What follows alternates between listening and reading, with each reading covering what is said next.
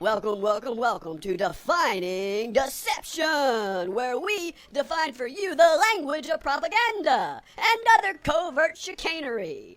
Today's word or phrase: Atrocity propaganda. Atrocity propaganda. All right. It's time to define deception. This is a serious subject. Okay. Okay. Atrocity propaganda is a form of psychological warfare. It's spreading around an intentionally fabricated or exaggerated story for the purpose of winning popular support for entrance into a war. The propaganda does this by painting the enemies as savage beasts, who are running around raping, mutilating, and severing the limbs off of women, children, and babies, doing unimaginable things. It dehumanizes them, and this evokes blind rage in the people, and makes the people want to stand up and go fight and kill these monsters before they do any more damage. It makes the population want war.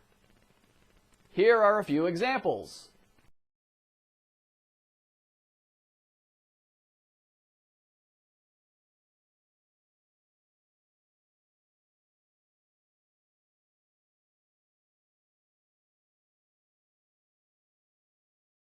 Is there any truth to any of these atrocity stories? Sometimes there is, sometimes there's not. For example, the United States admitted after World War I that they recycled an old story from another war about the Germans taking the eyeballs of children and filling their bathtubs with them. Others are based in truth, and what happens here is they take the stories, they blow them up, they over-dramatize them, they politicize them, and then they filter them through all the channels of communication to the public. And this is what the public gets. This is the impression that is left on them. And it's that impression that matters. It's that impression that the propaganda is targeting. Once it gets through to the people, it doesn't matter whether or not the propaganda is real or completely fabricated, because the damage has already been done. The people have been filled with hate, filled with rage, and they're ready to go to war. Now here's a quick clip of a little bit more modern atrocity propaganda. This is the testimony of a 15-year-old girl to Congress back in 1990, prior to the Gulf War. The second week after an invasion, I volunteered at the Aladdin Hospital with 12 other women who wanted to help as well. I was the youngest volunteer. The other women were from 20 to 30 years old. While I was there, I saw the Iraqi soldiers come into the hospital with guns. They took the babies out of the incubators, and left the children to die on the cold floor. It was horrifying. That story of the dead babies on the cold floor, ripped from their incubators, was used by George Bush to win popular support for the Gulf War. 2 years later, through investigations by 60 Minutes and a whole bunch of other news channels, it was discovered that she was lying.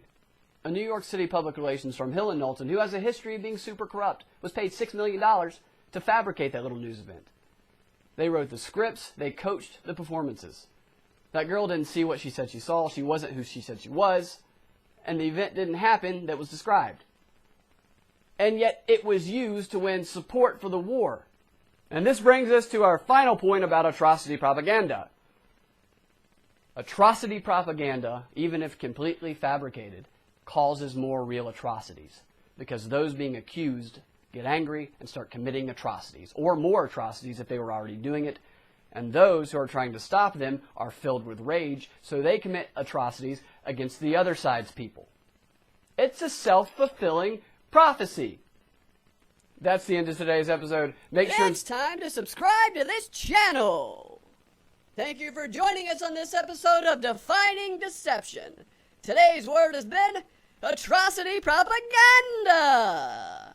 Join us next time and the word will be a little bit lighter. Subscribe. Subscribe.